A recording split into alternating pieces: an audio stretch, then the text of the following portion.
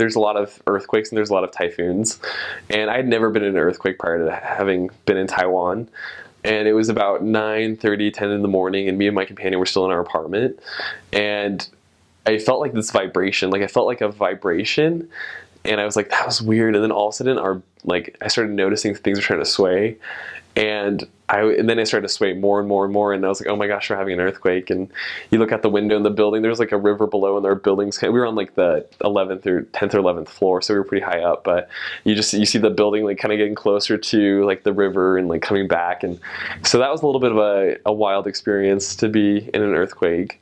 And we were actually there was a really severe typhoon that came through as well, and it was in my area in the very southern tip of the island, and there was a huge typhoon that just comes through and just laid waste to the town. There was no power for 3 days, and the National Guard came down to help clean up the town because like there was severe flooding and things like that, and so we were without food or water. I mean, we were without electricity or water for a couple days, and we were just helping members clean out their houses. And there was a sister whose house was kind of like in a low-lying area, and she probably had about 2 or 3 feet of mud in her house, and it stunk because it was only us. It was only the sister and the 2 of us.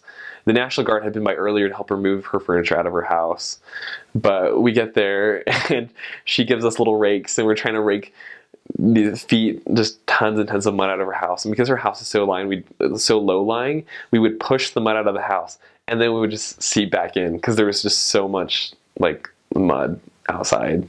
Yeah, so that was pretty crazy.